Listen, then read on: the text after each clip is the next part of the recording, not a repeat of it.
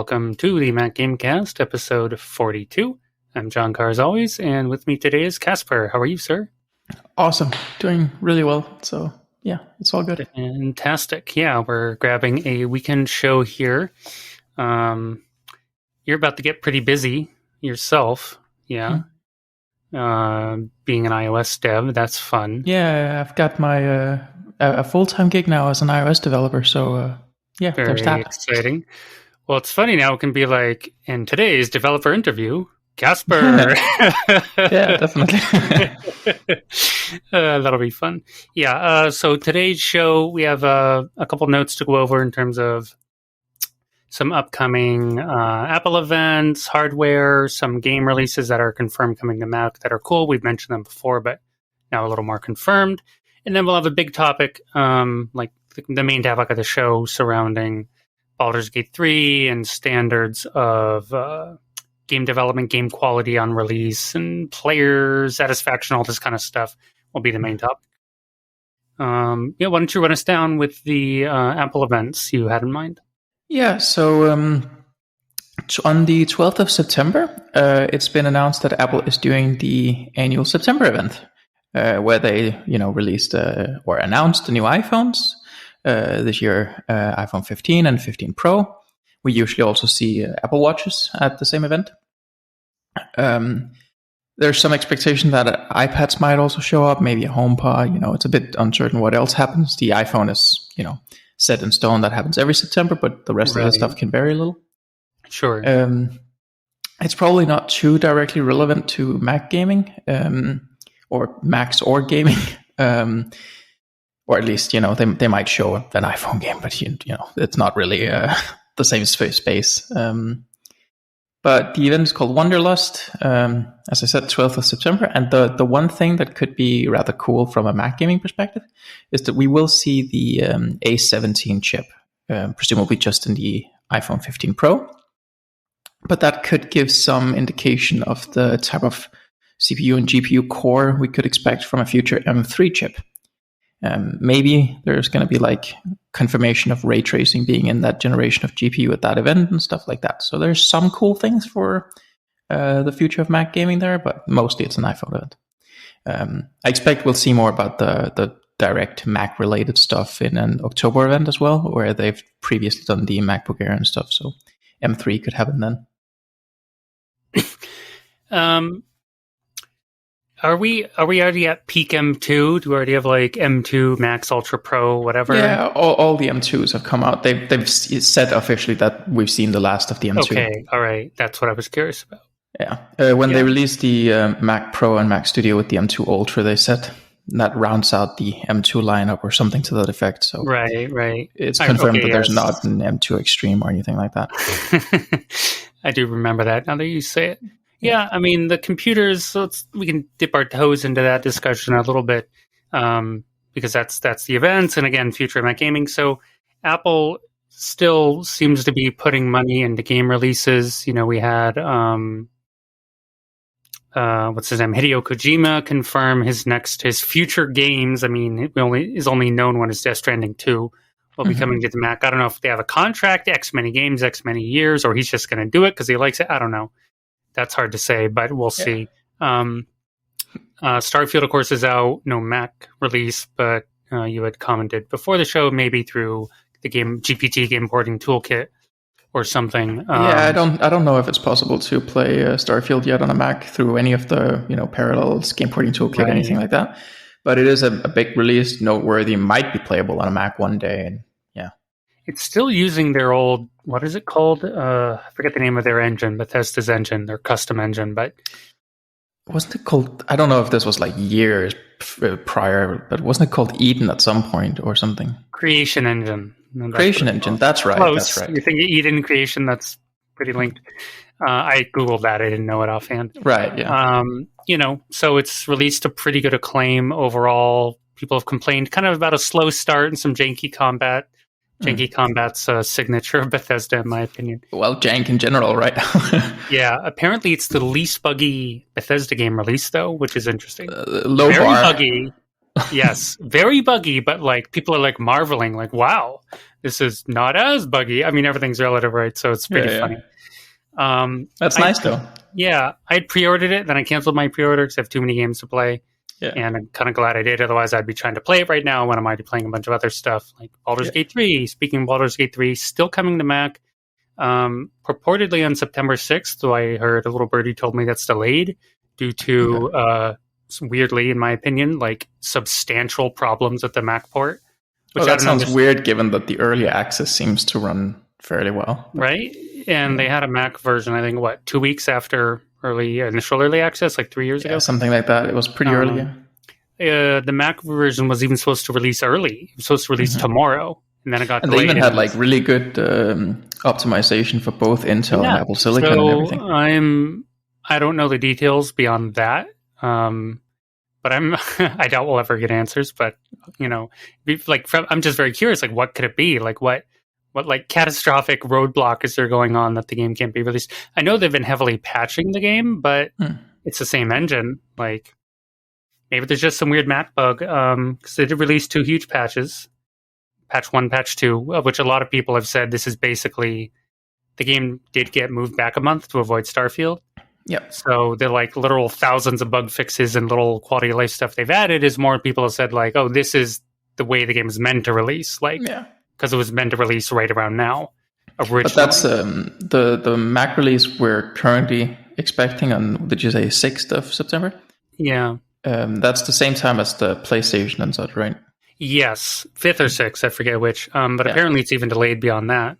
Oh, okay. I have heard they're adding more stuff to the game, like new content and new features, but I'm just curious. The Mac port still runs, it's the early access version. You can go and play it, like the absolute latest early access version. And that runs great. So, like, what happened between...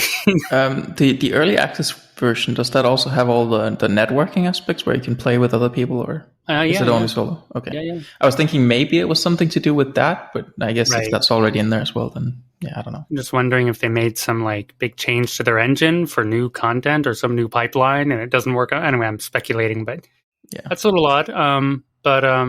We'll get more into Baldur's Gate 3 later in our broader topic. There's a couple more games to talk about, or at least one more game, which is Lies of P, which I believe Casper mentioned before, has a confirmed Mac release now. I did just double check, and it will be a same-day release, apparently. Or it said alongside it. I assume that means same day. Yeah, same or close with that phrasing at least, which is cool, because currently the only Souls-like game on Mac is not very good. I can't remember what it's called. We covered it a year or two back. We talked about it at some point, and I played it, and I was like, it's a bit meh. I think someone gave me a review code, and I was just like, okay, cool in concept, but execution's very meh. Yeah, was that the kind of sci-fi one, right? Yeah, the ship sci-fi something. It was... I'm not here to berate anyone's hard work. It's just, sorry, the end result was only okay-ish, And other than being novel, like, the novelty was it was the first Souls-like on Mac. Not that this game's so amazing, you got to go check it out. So, by all accounts, I didn't play the demo. I downloaded but never played the demo because it was during a Steam Fest and then it expired or whatever a while ago. But by all accounts, Lies of P got a lot of buzz. It's like a dark... Oh, wait, was the demo temporary? I think so, unless I'm crazy. I played the demo with Game Porting Toolkit, and I thought I could just do that, because I only played for 10 minutes just to test performance with Game Porting Toolkit. I didn't realize it was temporary. Then I would have played more of it because the demo was engaging enough, and I was just, I'll do that later. I could be wrong. I almost want to go check that right now. I know a lot of the Steam Fest demos are timed, but some of them stick around depending on the developer and whatever. But it's I'm wrong. There's still the demo here. All right. Oh, that's good. It seems like a very promising game. And the demo, the demo is still Windows only, right? Yeah, but it plays well through Game Porting Toolkit if people want to, try the demo before they choose to buy it. Right, they want to do that way. But it seems like a promising game. It does, and to note, they are mentioning Apple Silicon support, no mention of Intel. So it could be another one of those. I think we're moving towards a future where more and more games are going to be like that. And in a way, it's not too big a problem because if you have an Intel machine, you have access to Boot Camp, so you can still play it that way. But it seems to be the path. It does. So the only question I have, is it going to be an App Store exclusive type thing, or will it also be on Steam? That hasn't been brought up, so Right. Yeah. we'll find out. But I'm happy the game's coming because it is a little bit of a high profile game. Got a lot of buzz from the previous demos. Game media is excited about it. I haven't played it, but you did. And, it looks cool. So nice. Why not? Yeah, and the reason we mentioned it, or I mentioned it in a prior episode, is because I heard rumors that it's going to be the first Mac release to bring ray tracing on a Mac game. Okay. There is the caveat that we don't have any Mac hardware right now where Apple has touted hardware ray tracing or anything like that. Right. So it may be like a feature that's technically in there, but won't really show up until we get like an M3 or something like that with ray tracing. It may also just be a completely bollocks rumor that doesn't mean anything. Or it may be something where they're doing like really, really simplistic, semi-accelerated ray tracing with the hardware that's already there, but I don't know. Yeah, NVIDIA, I think in a couple of weeks is coming out with a new form of ray tracing as well. What is it called? Because it's for the Phantom Liberty release in like 3 weeks. Oh, I haven't heard of that.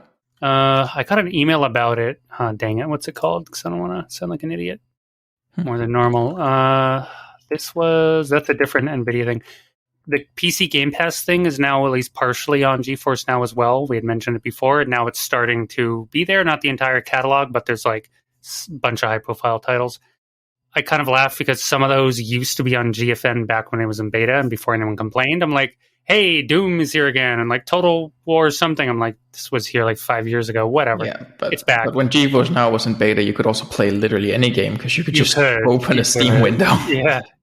Oh, come on. Okay, now I have to look this up. NVIDIA ray tracing. Sorry. Yeah. Let me see. What are they calling it? It had a name. Oh, they're calling it. I guess enhanced ray tracing with AI. Okay. That's all it is apparently. I guess descriptive, but it doesn't really. Okay, NVIDIA DLSS 3.5 enhancing ray tracing with AI coming this fall. Down like 2. Oh, so it's part of DLSS 3.5. Okay, so it's coming to a couple games in particular. What's interesting is it'll apparently work with just about any NVIDIA GPU, I think.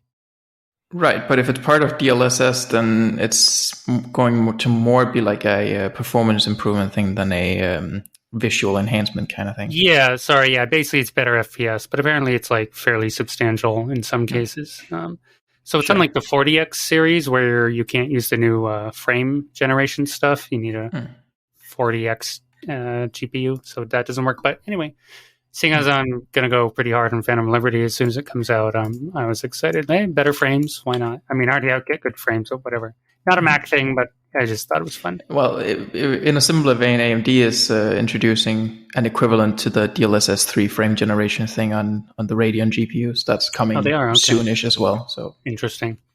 Yeah, that's just FSR 3 frame generation. They just stole the naming scheme, basically. There was a minor hullabaloo around Starfield going back to that because there is no DLSS for it, only AMD's FSR. Yeah. I don't know. I don't actually know if, is it really a downgrade or is it just because a lot of people have NVIDIA? I mean, in general, DLSS does produce slightly better images than FSR. But DLSS is locked to NVIDIA GPUs. FSR can run on any GPU. Right. You still have access to FSR if you have an NVIDIA GPU. I have noticed that, in my game settings, right? But the big deal is mainly that games that are sponsored by NVIDIA, where NVIDIA pumps money into the game development to have all the NVIDIA features in there, tend to also have FSR. And NVIDIA knows that DLSS is the superior image quality, so they're fine with having both technologies in there because it just showcases NVIDIA is better than FSR, right? Sure. But AMD has sponsored part of the development of Starfield to get all the AMD technologies in there, and people are suspecting that the AMD contract says you're only allowed to have an FSR in there because it'll show us in a bad light if you have both, and it looks better with DLSS. So I think someone's already modded it in, DLSS support, because modders go crazy on Bethesda games. But yeah, just funny little tech war stuff, the GPU wars.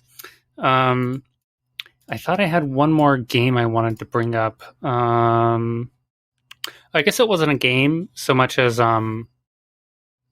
it was more like industry stuff, and we'll get to this. Isn't the big topic, but it's like sort of a minor one. And it was the BioWare blog I linked to a couple weeks ago, and where they were downsizing 50 positions, but not because like things are going well. They were like restructuring and supposedly getting more focused, and things are awesome. Sorry to everyone, but woohoo, everything's great.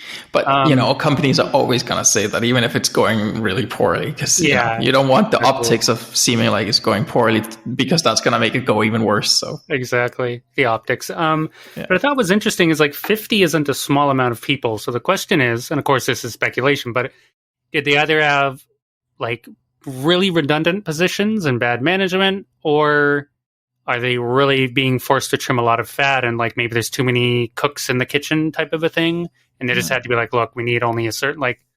And this, what's interesting is, and this does tie into our main topic, this blog did come out after the release, maybe a week or something, of Baldur's Gate 3, and that has just completely blew up the internet.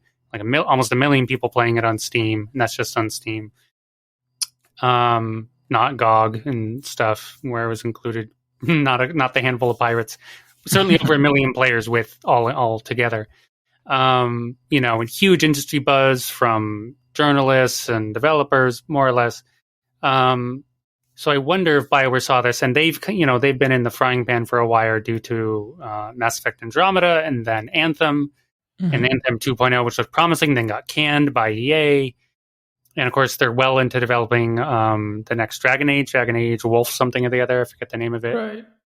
And they're already doing like pre-production or whatever on the next Mass Effect. So I wonder if it's because like, they can't afford another flop. Like maybe the third one kind of sinks them. Certainly their reputation, if nothing else, because it's already kind of low.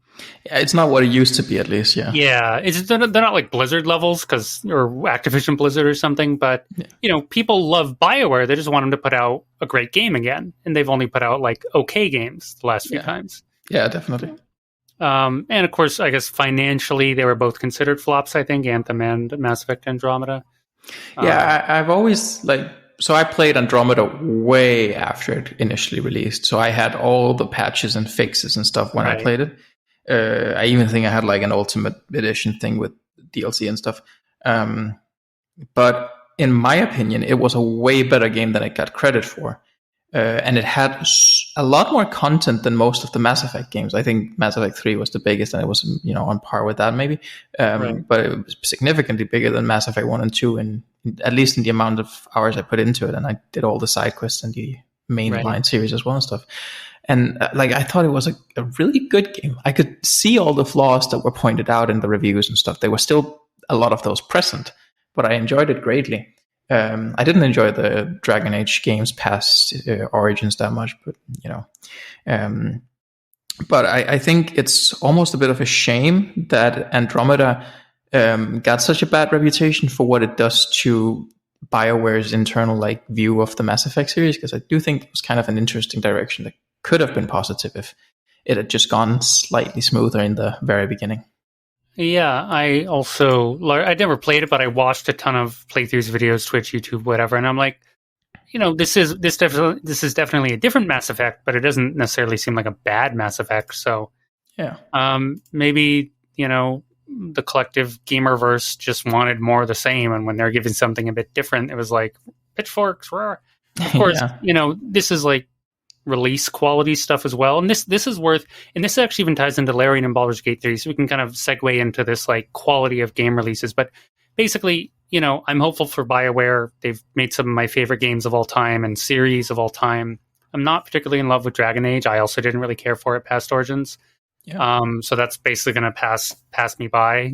I hope it releases and it's very successful to them, hopefully, and everyone's happy. Cool. But I'm like, where's the next Mass Effect? That's what I want. But that's probably 3-4 years out or something, I suspect. I'm sure we'll get teased sooner than that, but actual release. But it is also interesting because they used to make these really traditional style CRPGs, BioWare. With they had the original Baldur's Gate games, and were they behind Neverwinter as well? I think maybe they were.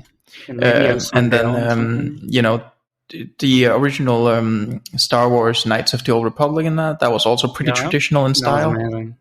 Yeah, BioWare and Obsidian apparently did Neverwinter. Right, Obsidian also a fantastic studio. But then I think mainly the success of the Mass Effect series sort of made this trajectory for them into more like action style RPGs.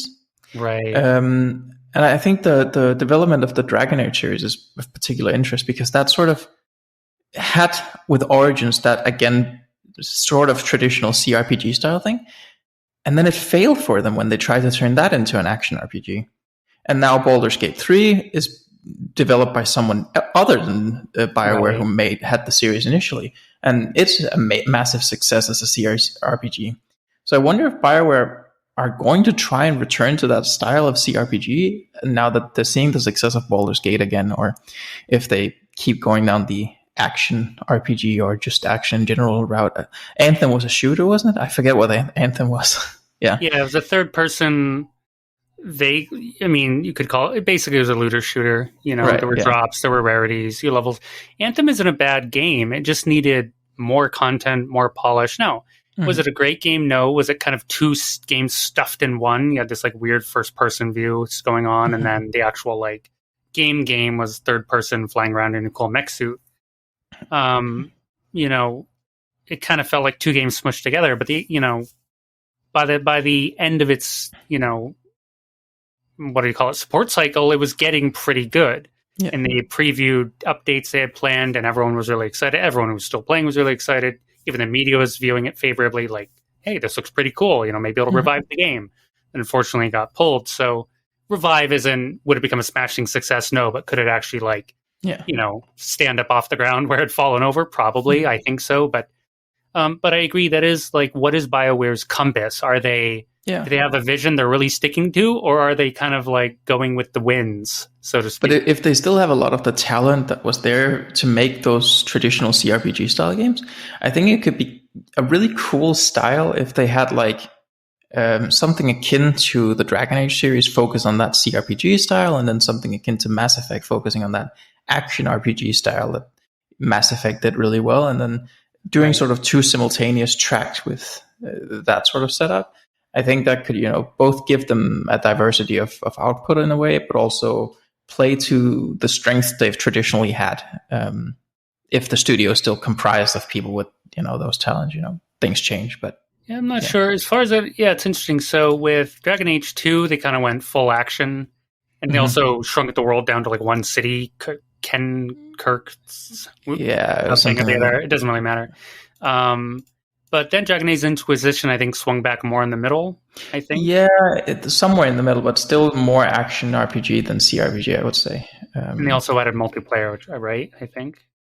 Or something? Maybe, yeah. But Inquisition felt a bit the same as Mass Effect Andromeda to me. I think it was a fine game, but it had a bit too many quests that fall into the Ubisoft trap, where it's like, the traditional Ubisoft thing where you climb the same guard tower or whatever a million times to expand the map and stuff. Right. Too many meaningless tasks and stuff all over the place. So that's interesting. So what's interesting about Larian, we are jumping more into Baldur's Gate 3, but I want to set the stage a little bit for them. So what perhaps some people might forget, because Baldur's Gate 3 has been such a smashing success, like this on-release thing. So Mass Effect Andromeda, by the time you played it, not a bad game, but a lot of its issues have been patched, and bugs and glitches and quality of life.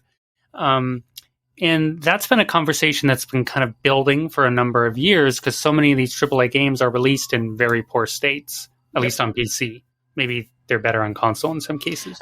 In my experience, it's a little better on console, but there's definitely still release issues. Right. So, it's basically released now, fixed later. A game I can really think of right now is Warhammer 40k Darktide. Smaller studio, more like a AA studio, not AAA, but they're not tiny. They've done Vermintide 1, Vermintide 2. They deal with the Warhammer properties. So they have a big update coming next month with October 4th. Not a Mac game, but it's still related to the conversation. So, and the game was supposed to release November 2020. Got released, delayed a year to 21, delayed another year to 2022. So it's been out for almost a year, and it released as a non-early access game, but it's still completely an early access game. There's so much content missing, and they've done so many patches, and they're just now introducing their main class system, which they even admitted in a blog just the other week, like this was actually planned before the release. We just couldn't get it together in time, and it's taken them almost a year to implement it. Like, it's wild to me. So Baldur's Gate 3 listed itself as early access cleverly, and it was in there for years. So some people say, like, well, they had so much time in early access. But kind of back to Larian. So Divinity 1 and 2, which were their like building blocks to success, like their credentials, basically, to get the license for Baldur's Gate 3, both were Kickstarter games. I backed them both on Kickstarter. Very fond memories of both. Fantastic games. I like Divinity 1 more, but that's an aside. Both are on Mac. They're both great. Solo, co-op, whatever. But Divinity 2 had, in a sense, similar issues to Baldur's Gate 3 and some of these other games. On launch, it was good, but the last 2 acts of the game were actually rather unfinished. It was a 4-act game. I don't even know how many. I think Baldur's Gate 3 is a 3-act game, but I don't actually know that. I'm still in Act 1.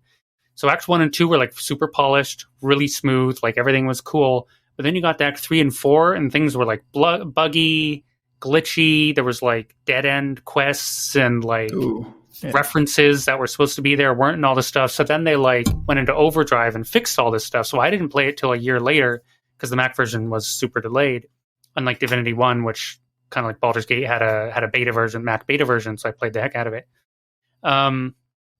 And then only much like several months later was like, oh, okay, Act 3 is now fixed and tidied up. Okay, now Act 4. In fact, they completely redid Act 4, like the finale of the game. It was apparently really lame. And then they redid it to be like multi-path and cool and account for more choices and options. And so they're actually doing a similar thing now with Baldur's Gate 3. A lot of people are complaining about Act 3. It's everywhere over forums, Reddit, Discords, journalists. Everyone goes Act 1 and 2, like some of the best RPG stuff ever. You get to Act 3 and it's like, what happened? Like, did you run out of time, run out of money? There's like crazy amounts of bugs, again, incomplete quests, abrupt endings that don't make sense. So people are like, WTF. So in the patches Larian's already released, they already have fixed some of these things, given like a couple companions better endings in Act 3 and this and that. And they've already promised like, okay, hey, we're going to work on this and like make it the game, you know, you all want it to be. So I do find it interesting. So I guess, you know, and this is maybe a question for you, like, and especially since you're about to be a developer, not a game developer, or I don't know what kind of dev you're going to be, but are you going to be a game developer or an app developer? No, unfortunately not. Okay. So what Larian seems to do, and it's worked out for them, which I find interesting, they make like the bulk of the game experience really good, and then they release it. And then like the last 30% or whatever, or 40%, is like, well, it's functional, but it's got a lot of rough edges, you know, but it's going to take people a while to get there. Or some people will never get there at all, you know, because everyone plays up front and there's like, woohoo, you know, generates all the buzz. This game's amazing, yada, yada. But then they go back and fix it later. To their credit, they do fix it and then it becomes, you know, super smooth. Whereas other games, you know, whatever, very shooters mostly, for example, they release with like big performance problems, even on like super rigs, they're crashing in terrible performance, or maybe there's just like bad controls, or there's no remapping, or just like a bunch of basic weird stuff is missing. Or in the case of something like Warhammer Darktide, like the game is just missing so many features, it's crazy. People wouldn't complain if they released it as early access, but they released it as, here's the game, here's you know, full price, $40, off you go. Again, AA game, $40 game. So I know perception is part of it, but I wonder if sort of, I don't know what the word is, backloading the problems, shoving them to the end of the game and releasing it is a good, like, is that still okay? You know, I don't know. I mean, in my opinion, if you clearly label something as early access, all good, right? The first while with Baldur's Gate 3, when it was early access, push all the bugs in there you know that are gonna be there and work on it throughout, and the people who want to be on board early can be so, and that can help fund the development, and it's all good. But I feel like once you hit a release you call 1.0 or release or whatever, I'm gonna expect a certain level of consistency throughout, and if I don't get that, I'm honestly gonna be a little bit disappointed. But that's because I am the type of person who would prefer waiting for a release and then have a solid product versus playing the early access parts. Right. I like being experimental, but I only want to be experimental when I know I'm experimenting. If I, you know, feel like I've just come home from a long day, I just want to sit down and relax, I don't want a game that crashes every 10 minutes after launching it, which when I first played Cyberpunk 2077, I could play for like 30 minutes and then it would just freeze and stop. And then I could reboot it and play for 30 minutes again or something.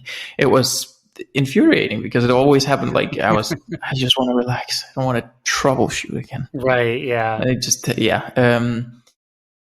if it's clearly labeled, perfect. But when it's not, it's just annoying. I really feel that the early access thing works well as a development model because it gave Larian time and the financial resources to continue development for a longer time to try and polish it.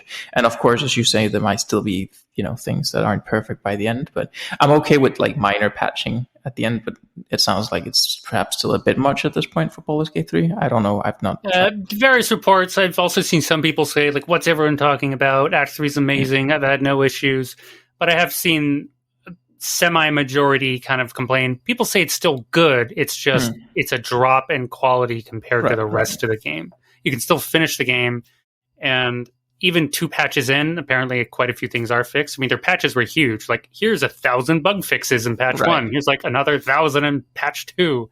And most of them were apparently targeted towards the later parts of the game. And they're like, here's some new dialogue and endings for this person that was missing. And here's a companion that was supposed to be in the game, but all the dialogue was somehow bugged and not working, and now it is. And some stuff like that they've like pretty quickly got in, which I think is fair. Sure. And I mean, there's also something to be said about acting quickly on those type of things, because there's a big difference between shipping something that's very problematic with bugs and issues like that, and then having a release out in 4 months versus having a release out in 14 days. Big difference. Yeah, they've been really quick, and they've also been very vocal. And they're pretty honest, like, look, here's kind of what's been going on. Here's what we're planning. We're listening to feedback. They're really engaged with the community. Yeah. And I think the difference is mostly a matter of, well, A, it's the quality of the game, and it's also the quality of the developer. Like, what is their honesty? What is their communication? So Baldur's Gate 3 is an amazing game, objectively speaking. You can dislike RPGs, but it's an incredible sandbox. The graphics, the writing, the music, the audio, the scripting, like everything is just really good, and it has an insane amount of freedom in the game. So it's a quality cinematic experience in a traditional, like, very open, free-form CRPG, which typically isn't married together. Yeah. And it's such a grand way. That's why the game's making so many waves and people are so blown away. And like 10 out of 10, game of the year, all over the place. I mean, something that I find extremely impressive, given how much there seems to be content-wise, is that, as far as I've understood it, all dialogue is voiced, right? All of it. Everything. Yeah, that's wild to me, because something like the Pathfinder series that I've mentioned before playing, incredible RPGs as well, and they do have voiced dialogue, but the vast majority of it is just text, because there is so much dialogue in a CRPG like that. And to have all of that voiced must have taken them forever, and so much voice actor money. Yeah, I think that's what a lot of their early access time was, honestly. And I think they had like hundreds of voice actors. Yeah. Of course, there's the prominent ones like the narrator and the main companions, but literally everything, every NPC you click on, and if you have speak with animals, every frog and cat and cow, and talks with different accents, and also just the fact that a lot of players are not going to discover the vast majority of dialogue, maybe maybe not the vast majority, but at least like a lot of dialogue that there's huge. And what's even crazier is there's enormous sections of the game, like 10-20 hours of gameplay, that are just like hidden.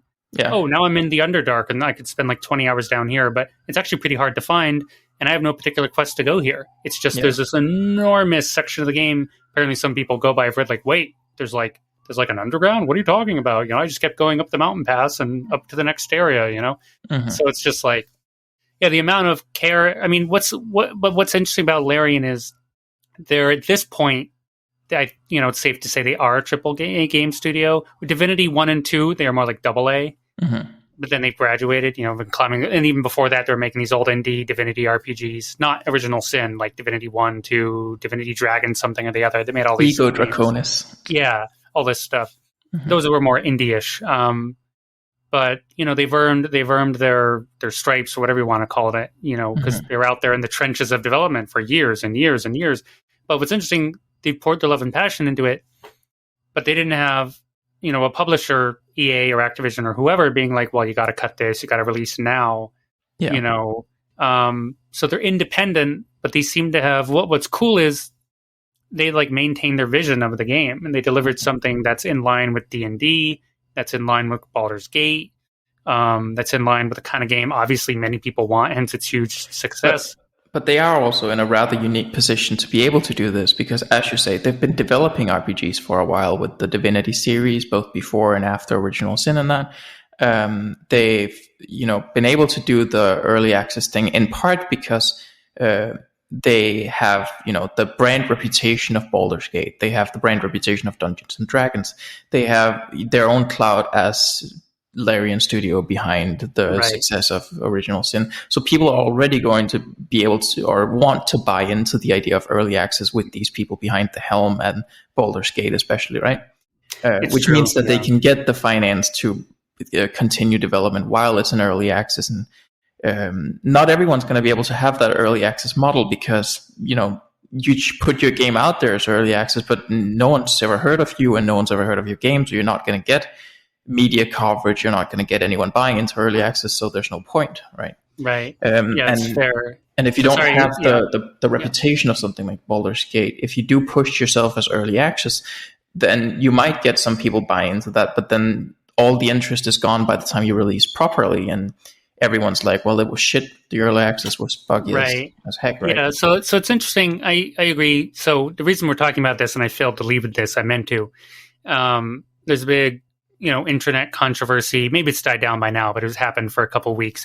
People, various journalists and, gamers were like, okay, listen up, other AAA devs, this is how you release a game of like, pretty polished. Again, there's like obviously still some bugs and issues, but they're minor in comparison. Like the performance was pretty good for most people. The bugs were minimal for most people. Mm-hmm. The, experience of the game was like so rich and varied, and, you could more or less play how you wanted to play, so it could be appealed to a wide variety of people, and it plays well solo, it plays good co-op and all this stuff. So people are like, look, this kind of thing should be the standard for a AAA game that I'm paying $60 for. Obviously not obviously in the scope, like, oh, here's your 100-hour RPG, but... Well, you say obviously. I think that's actually a large part of the discussion here, that to some people that obviously wasn't in there. That's true. You're not wrong. People are like, yeah, how can everyone just bust out and make this, epic? Yeah. Everything voiced, free-form RPG. So I think the main argument is apparently the average life cycle of a AAA game, a development cycle, is 3 to 5 years, yes, as far as I know. So Larian did take 6 years. They had 3 years before early access and 3 years during early access. Mm-hmm. So that's a long time.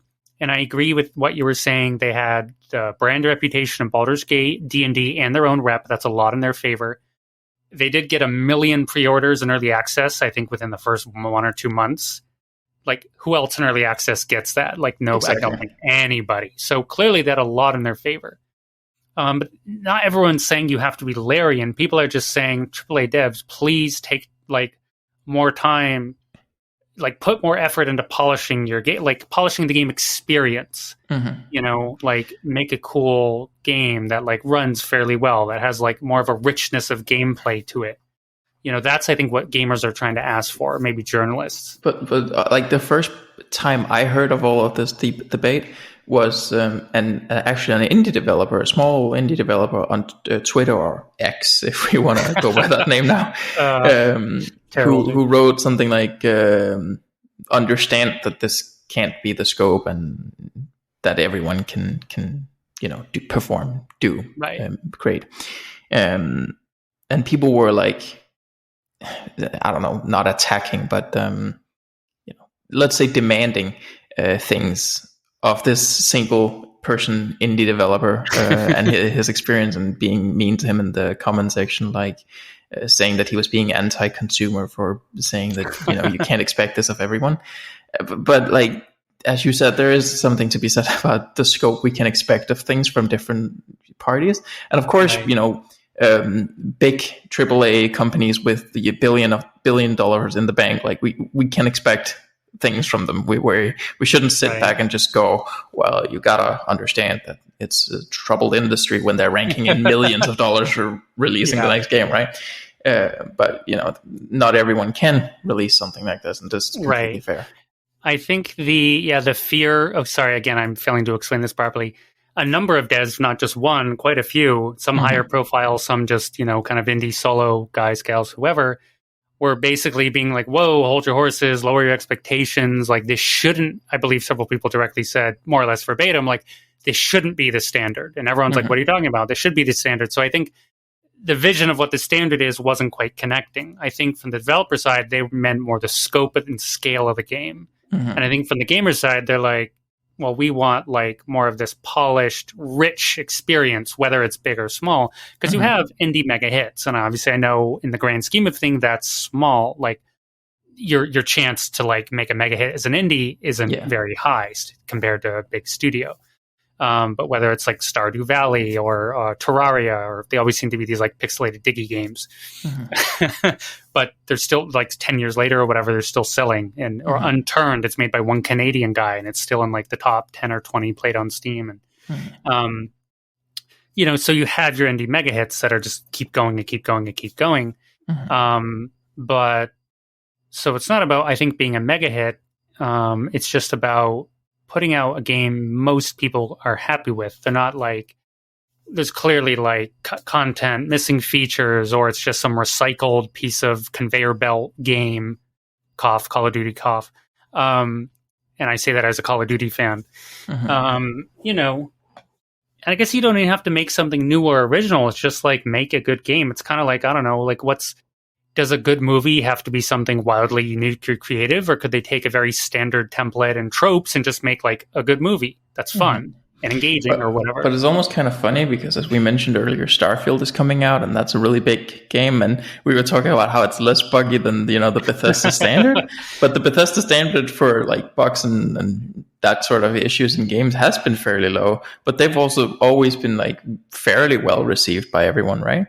Yeah, but that's almost the opposite of what we're talking about now. That hasn't been a very high standard in terms of like quality control. It's been a high standard in scope, but yeah, I don't know. It is interesting, and I find different, you could say, groups of gamers have different tolerances for different things. And the RPG crowd means like the crowd who are fans of Bethesda and Larian and so on. More the CRP, like RPG, not like action RPG per se, even the old BioWare types. I think they have a lot more tolerance for a bit of jank or a bit of bug, because the scope and richness of the game tends to be quite large, and it can really draw you in and create your own character and wander off into the sunset and do your own wacky quests and, stumble on interesting things. So I think your tolerance level goes up because the engagement of the game is pretty high. You're like, well, I'm having a great time, and occasionally something pops up where you're like, ugh, this is getting in my way, but then you can more or less quickly move past it, usually. But like a lot of the complaints, and to be fair, the games like that are more problematic tend to be first-person shooters or action RPGs. And I think people's tolerance level is lower, and I'm not saying this is better or worse. It's also, I think, the kind of the game. They're faster paced. They're often twitchy, even if it's a solo game like a campaign. And I don't know, there's less, and not saying they have less content in a different way, because typically it's right. I mean, a shooter game often relies on a tight loop where everything works for just a few minutes, and then it can ease off, and then it has to work for a few minutes again. You're right that like an RPG has typically more breadth in the variety of things they offer, but those things individually are allowed to be a bit more janky, because if that thing doesn't work, I don't have to run into that building 70 billion times, when I play my game, because it's just a single set piece. In a shooter, you're often going to spend a lot of time there, and you want all the bits to be more tight. That makes sense. I think there's something like that going on among this sort of like gamer mood and how things are received and tolerance. And I think some companies are just a little bit like Bethesda at this point is like grandfathered in. They've been making games for so long, and some of their older games, basically all their games are hits for various people. And just such fun memories. I mean, I didn't think much of Oblivion personally. I thought it was though I really like Skyrim. Starfield's being pretty well received, kind of looping back to them. A couple big outlets gave it a 7 out of 10, but most other people, like I think its Metacritic rating is 85, 88. It's like pretty 86. It's pretty high. people say it's really slow to start. I'm hearing on average it's not good until like 10 to 12 hours in, which to me isn't a great proposition. No. But, you know, like it might be okay if it's like still fun but not as good as it gets. But if it's a bit of a drag to get to that, I have heard it's a bit of a drag. Then I would probably turn off before I even got to the good bit, honestly. Well, that's what I'm like. I don't have 10 hours to burn before the game gets like really good. Like, yeah, exactly. I got a lot of games to play. I got a lot of board games to play. I got a lot of video games to play. Yeah. But by all accounts, again, I think people are forgiving it because in the sense of not like, oh my God, it's so terrible it has to be forgiven. But like either it's a slow start or some of its usual janky combat in comparison to more like smoother modern combat systems is because the game is so ambitious.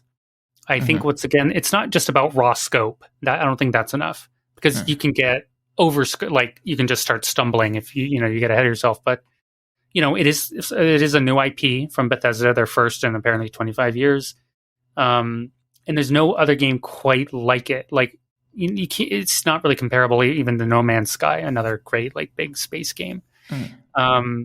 So I think there's something to be said. Once again, you can engage with so many different things in Starfield, whether it's the main story or side quest, or apparently you can, become a drug kingpin or a smuggler or a pirate, and you can just kind of do all kinds of stuff. Yeah. Run around, steal sandwiches, whatever. Or follow the main storyline, which I heard is actually not bad, not amazing, but not bad. Do you know the spaceship you have if you're just like a solo pilot or you have a crew? I believe you get companions, which you get to invite on your ship later. Right, at least one. I don't know how many. I heard maybe up to 2 or 3.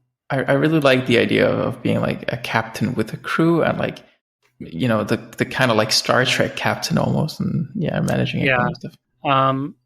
I've heard like the the space combat isn't amazing, but what I have heard high marks for across the board is like disabling another ship and then boarding it for like close quarters combat fight. Everyone says those are like insanely cool, But like a game that I imagined would be similar before I started seeing any of what Starfield actually is like is the Outer Worlds, because that's like Obsidian making a game sort of like a Fallout Bethesda type of game with space travel. And like as far as I can see, Starfield definitely is very separate from that, but I still think that there's some aspects that are a bit similar.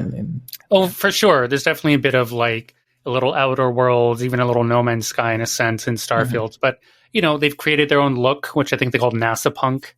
Yeah. It's pretty clean. It's pretty interesting. So a lot of even the reviews who rated it lower, like PC Gamer, IGN, both gave it a 7 out of 10.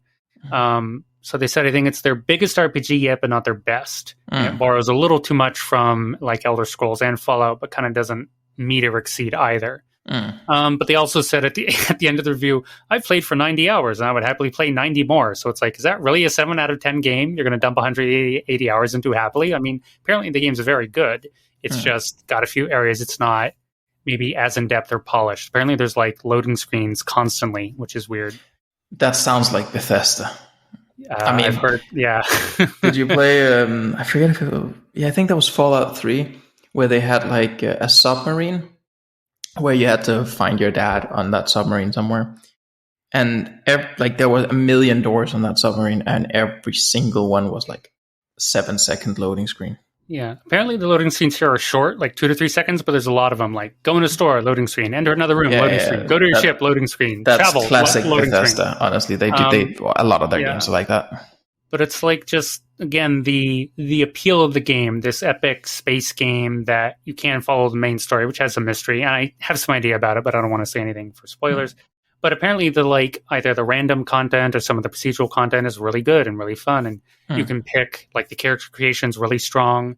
And you can give yourself all these funny traits like gangster, or like you have parents, and apparently your parents will literally show up like in random missions and be like, hello. And that can happen in the Mass Effect series as well. It's kind of cool. And you have to send them money every month because they're in retirement. So there's just like, honestly, I've looked at a couple things in Starfield and been like, that doesn't look as cool as I hoped it would be, or maybe as in depth, but once again, the sum of its parts seems very entertaining for sci-fi fans. And again, and I think it'll be pretty darn successful as a result. And it already is. Again, the Metacritic is great. It's not officially out yet because it's still in the early if you pre-ordered it, you get a certain version of it, you got a 5-day early access to it, or not. It's not early access, but access early, which I'm not fond of this trend. I find it kind of annoying personally. Because it's like, I want to look at Steam ratings and reviews, but it's not out till the 5th or 6th, you know? So I'm a bit like mixed on it, because like often they will ship like a really massive patch once everyone has access time comes around. And as a result, it is almost like an early access thing, even if it is, you know, like marketed as yeah. So honestly, like if people want to pay for that privilege in air quotes of getting access to something even buggier than what everyone else, then fine. But I'd rather wait and that massive day 1 or day 5 or whatever patch be applied. But you know, I don't know. Yeah, it's I think the Starfield one wasn't too bad. I think it was $5 or $10 extra, or maybe it's just a straight pre-order. I forget. But talking a little bit about Blizzard, Diablo 3, if you wanted, I think 3 or 4 days early, you had to pay $20 extra. Yeah, but as long as it is just like 3, 5, whatever days, if people want to pay that, then so what? Yeah, it is. Yeah, it's true. It is. It's just if it becomes a really long time, then it does become like you're segmenting the community in a way that could, you know, be at the detriment of pretty much everyone. But 3 to 5 days. I think it was 3 days for Diablo. But I guess this loops back to the conversation, what people will put up with. And a lot of these games with issues means like a lot of these shooters, action RPGs, I think a lot of the tolerance goes down is because a lot of them have microtransactions, battle passes, all this DLC spam stuff in relation to, again, okay, you going back to, what is it, the horse armor of, I think, Oblivion or Skyrim, that was Oblivion. You know, that thing? No, Oblivion has started that. But the way you do it, you know, it's just become like almost like scummy. And Blizzard apparently had put the button to buy the pass exactly when you log in. Your button was there, and people were buying it accidentally, and they refused to refund them. Then they moved the button late. It's just like, it comes off as scummy. And it's like, you're already paying for a $70 game with a $20 early access bonus and a battle pass and like $20 armor sets. It's just like, arg. And then in Baldur's Gate 3, it's like, give me $60, here's your game. Yeah, boom. And I love that. You know, you often hear stories of these AAA development studios going, you know, we need to have microtransactions. We need to increase the price because it's so expensive to produce games. And it is expensive to produce games. That's perfectly accurate. But then, you know, quarterly earnings report comes around and they go, best quarter ever. We set records on profit and everything, right? And you're just like, there's like a dissonance with what you're saying, you know, when you're talking to us and when you're talking to the investors there. And it's just like, I don't know. I don't mind games, you know, reaching $70 because inflation has happened throughout the many years, and you know, game prices haven't increased since a long time. But I'd rather pay those $70 for the game, and then that's it. You know, if you're also asking me for microtransactions every time I open the client or log into the game or whatever, that's just infuriating. Yeah. And I think this is kind of going back to our tolerance conversation. I think this is a lot of it, because most of these more action-y orientated games, the shooters, the action RPGs, they tend to have a lot of these microtransactions. It's not that some of these other games don't, but the manner they're presented tends to be a lot more benign, more out of the way, not like in-your-face flash screen, click through 4 pages of the latest stuff you could spend your money on, and then like, you know, and I'm just thinking Call of Duty does this a lot, for example. I didn't log in for like a year or two, and I had to get through like 4 screens of like, buy this bundle, here's the battle pass, here's things. Like, dude, just let me play the game. I don't want to buy stuff. If I want to buy stuff, I'll go and look to buy stuff. I don't need it like shoved in my face, you know? So yeah, I don't mind games being $70 either. Is that a lot of money? Yes. Well, games are a luxury hobby, and there's frankly a lot of free-to-play stuff. There's a lot of cheaper stuff. Sales are 4 times a year. Big sales on Steam are literally quarterly. Not to mention the mini ones. There's also smaller sales every now and then, Yeah, the more targeted, like, here's a strategy thing instead of like everything. You know, I happily bought Baldur's Gate 3 for $60. I'm like, this game is worth $60. I wouldn't mind paying $70. You push me to $80, okay. But Starfield, it's an enormous game. It's probably worth $70. Could you pre-order it for, I think, $55, $60? Yes. So if you really wanted the game, you should just pre-order it. But and it's fair. Will they have DLC for Starfield later? Yes, but they'll be more like those mini expansion packs. I remember going Yeah. back to Fallout 3, the DLC was pretty good. I think Yeah, no, I'd love to pay for a proper expansion pack, a proper DLC. That's yeah, perfectly good. yeah, As you say, with like Fallout, they had great DLC. There's also back in the day with the Morrowind expansion packs, they were great. And Oblivion did have the horse armor thing, but they also had Shivering Isles, and that was fantastic as yeah, well. And yeah, yeah, exactly. Skyrim had pretty great DLC. So again, the manner in which you do it, again, it's all called DLC now, but gamers mostly just want to have fun, and if they like your game, they're going to want to keep engaging with it, but they'd rather more or less engage with it in a more meaningful, chunky way, not like here's your $1 thingy you clicked on, or $10, fancy sparkly armor set or whatever. In general, I also find that like the worst microtransactions are the ones where you can buy the same thing multiple times. Like a consumable that gives you an XP boost for 7 hours. Those are horrible because they're not meaningful content, and they're often made in such a way that the game is designed around being best when you have it, and then when you don't have it, the actual gameplay experience is meant to be a drag or whatever, such that you're encouraged to buy it, and it just hurts the design overall. Where if you buy an expansion pack that just gives you more content, then that's fine because it's just more stuff. Yeah, and you have to think about like just imagine Baldur's Gate 3 from, Blizzard or something, and it'd be like here's your XP and gold boost, and it would just be like, I mean, aren't you supposed to be balancing this game around a certain curve and scale, more or less? Obviously, people will level or different power levels based on maybe certain content or completing quests to give more XP or something, but that's all part of the experience also. Like, I completed this quest totally differently, or I hit this, or I found that, and this, that's part of the fun. And that like give and take of, sometimes a battle is going to be really difficult because you're not as high level as it might be balanced for, but then you feel great when you defeat the bad guy anyway, and you're like, I'm super powerful. Exactly. And then, you get super strong and you take on an easy fight and you're like, I've improved so much as a character, Yeah. No, I did notice that in Baldur's Gate 3, because I did a co-op session for a bit. It fell apart naturally, as D&D does. You start and then... Yeah. But we had a great, 10, 12 hours, and we ran into a goblin camp when we were level 3, and it was pretty tough. And then in my solo game, it came back when I was level 5, and it was just wah, ha, ha, ha. And but it feels great to have both sides of that. It does. Right? It was actually really entertaining, because I'm like, oh man, I remember this used to be really hard. And then I don't know, I cast Lightning Bolt and killed 12 goblins with, a level 3 spell or whatever. And it's just wah, ha, ha. My fighter's running around, chopping everyone up because, it's just... Yeah, so I think that's, obviously it's a nuanced, complicated thing. Game development is expensive. Should developers be paid? If they put out a good game, they should. If you put out a crappy game at $60, well, I don't want to pay it. Well, I mean, if there's a big studio behind it, the actual developers should be paid no matter what. Yes, that's what I mean. Yeah. But no one's owns sales just because you put out the game. That's all I meant to say. Right, yeah. And no one's saying they are. I'm just, my brain is weird right now. So there's definitely interesting sides to the argument, and both developers should take the right message and gamers should take the right message. And, people just want to, such the guy you mentioned and others, I forget some names right now, but there's been some high profile devs also commenting on this thing.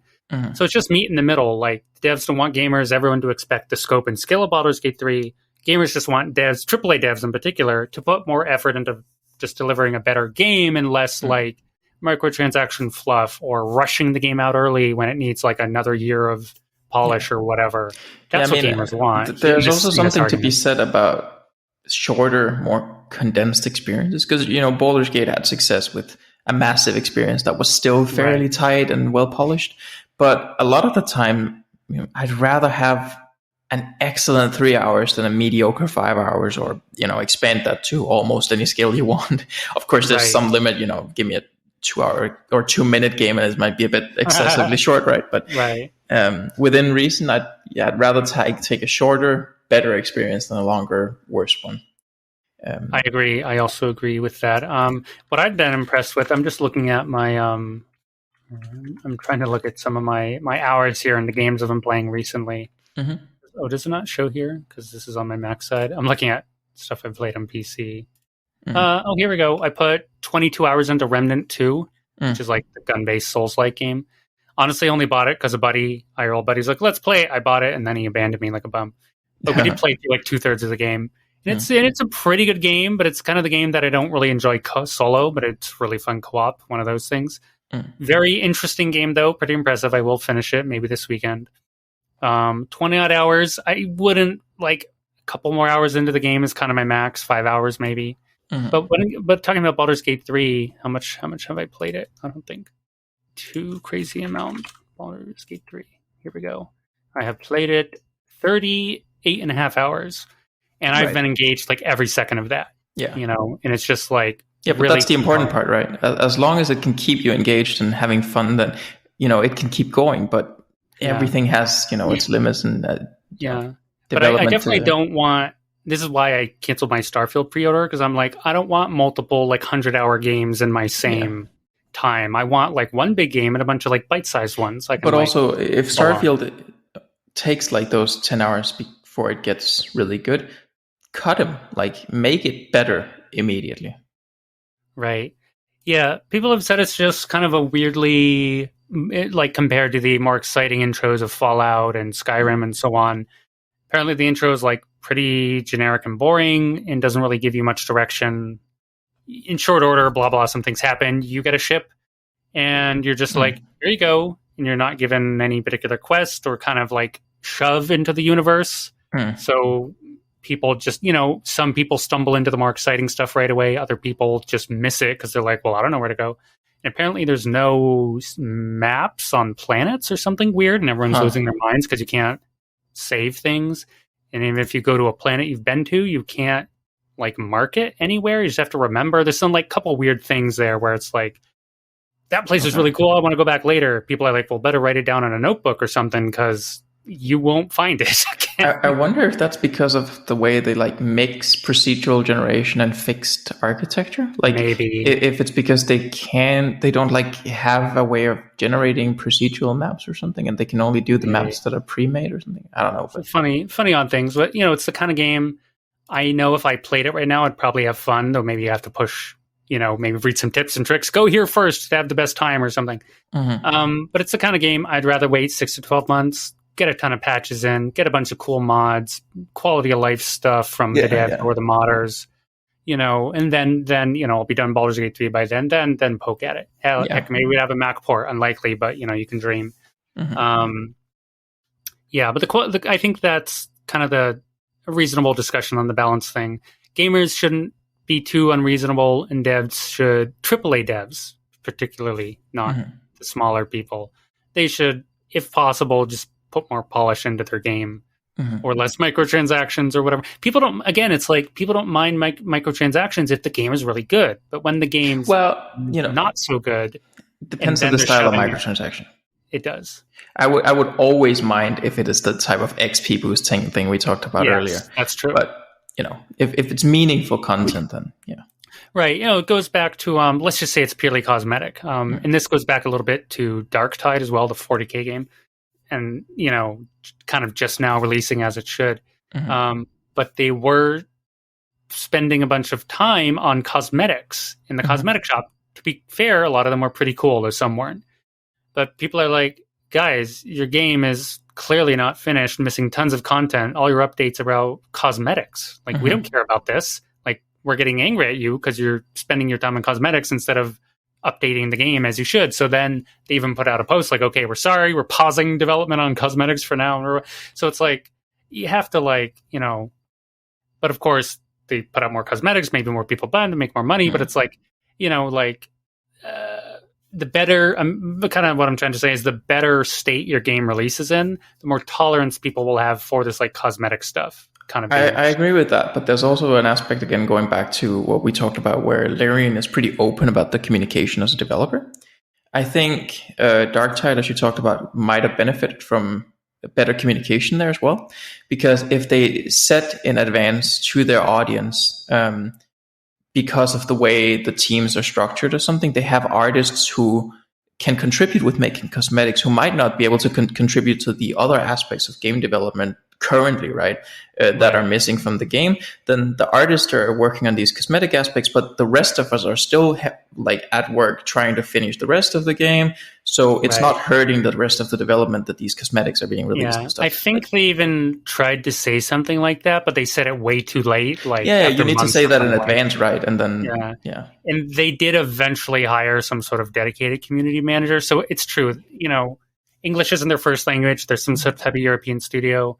And they have had notoriously among their community, like janky communication. But when your game's incomplete, you can't have bad communication. You need like really clear, honest communication, and people are more pacified and more tolerant. So definitely. But ultimately the success of Baldur's Gate 3 and its ensuing discussion, dialogue, controversy, whatever you want to call it, I think is mostly healthy for everyone, barring of course the people just like hating on people for no reason or whatever, or totally misunderstanding stuff. But speaking of that, I also want to point out that we've been saying that you can set expectations for the AAA developers and stuff. I also wanted to just mention that, at least in my opinion, the responsibility here for making sure that the polish is there, the quality control, the time management, all these aspects, it lies with the management in the AAA studios, not the grunt workers who are just trying to develop the game as best they can, because they're not responsible for those decisions anyway, right? So the animators, the designers, the writers, whoever. It's true, and it's interesting. We'll wrap this up soon, but just to note, I think I forget his name. There's a journalist who does a lot of these like inside scoop stuff. I forget his name. It's some guy. And I think he did like a real deep dive on Anthem and BioWare. And apparently there was just like horrendous mismanagement, which is why the title took so long, and they never had clear ideas, and people were like wasting time and conflicting visions. And that's why the game is kind of like two games smushed together, because it was just like, but is the guy making the super cool, mech animations or the awesome gun sounds like to blame? No, like there's a lot of great stuff in the game. And I appreciate that, even from a big studio. Like, okay, this game isn't everything it can be, but I can see the love and passion on display in certain areas, at least. Yeah, definitely. And I appreciate that. Yeah. It's just like, dang, it didn't. I mean, that's life, right? Not everything lives up to its potential or whatever, and some things are just a bad idea. They shouldn't have happened. That's also part of life. But a creative space. People make bad music. People make bad movies. I don't know about paintings or whatever, but I'm sure there's also people who don't make the best paintings. Probably. But that's it's such a weird subjective world where but all of this is subjective to some degree, right? Right. It is. But I think gaming is entering a pretty interesting space with technology, with I don't know if they're creativity, but just general development. There's a lot. I have a lot of games I'm excited for, both indie and AAA, that are on my wish list. There's a lot of great games have come out, are coming out. Some of these are coming to Mac, some aren't. Some of my favorite games have passed by, or series previously. Company Heroes 3. I used to be a big fan of 1 and 2. I dropped it. They used to be a Mac, didn't they? Or am I misremembering that? No, Feral did the 1 and 2 port, or at least the number 2 port. But the third one isn't, right? No, probably because it had a really terrible release, and Feral was eyeing it, but I was like, whoops. What else? What else did I pass by that was big?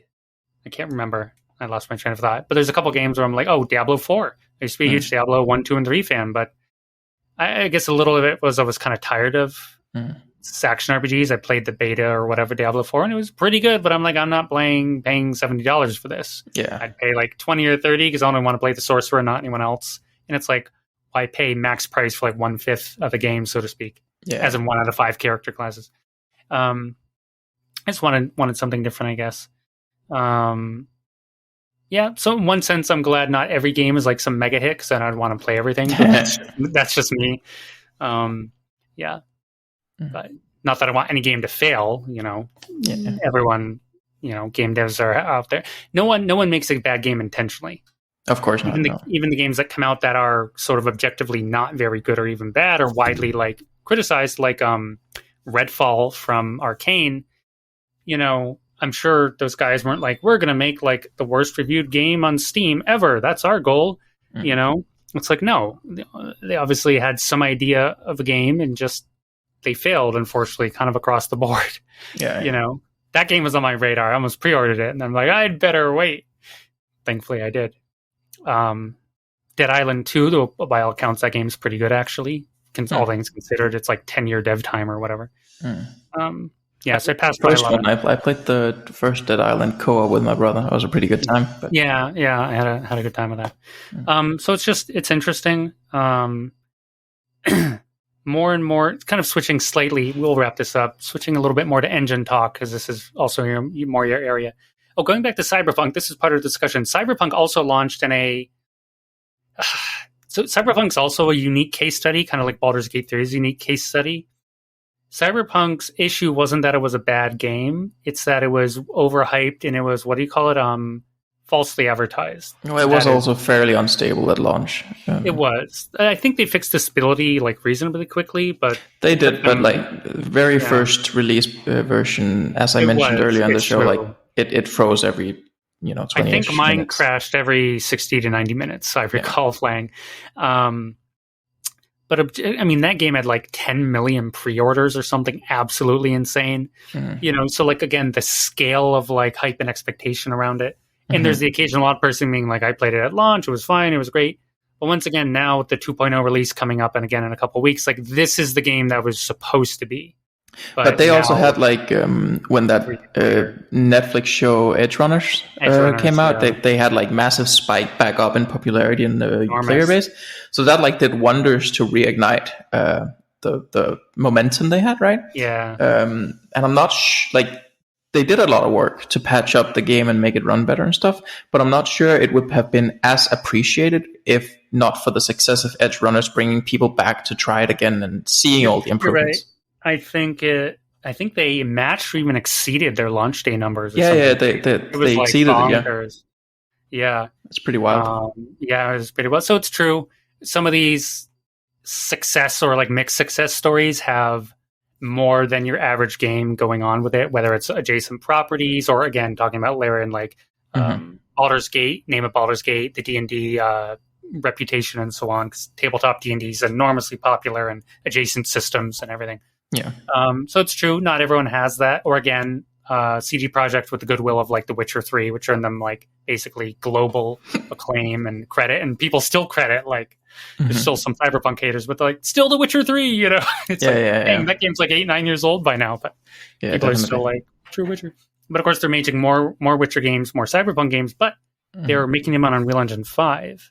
They're switching over completely. So I almost wonder, again, like should Bethesda use Unreal Engine? Is it too not good enough for not suitable for the kind of games they make? I don't know. I think Unreal Engine is versatile enough that it could be suitable for almost anything, especially UE5, I guess by now. Yeah, the problem with Bethesda is that obviously there's like the sunk cost fallacy if they poured a lot of resources into their own tooling, but then there's also the fact of like employees' skills. Like they have a lot of employees who are trained on their existing internal tooling and stuff.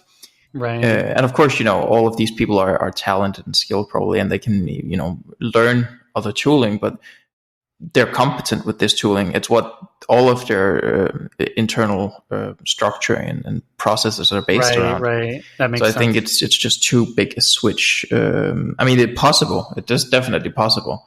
But I'm also not sure they are interested in relinquishing control. Because as soon as you like take your engine that all your games run off and make that a service you're getting from someone else, you do lose control, right? I'm pretty sure like they can edit the source code of the Unreal Engine if they use that, so they still have sort of that control. But it's not an internal project. They can't choose the future direction of it, and they don't necessarily have the same, knowledge base of the code base as a whole. So I don't know. It might be better for them to just try and fix up what they have if they have the resources for that. But I don't know. It's hard to say. Yeah, I'm curious. I think BioWare is still using Frostbite engine.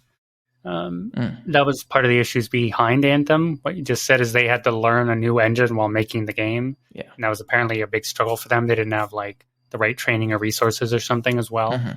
So I can see that definitely being an issue, especially, I don't know how many people at Bethesda. I imagine it's a large amount of people.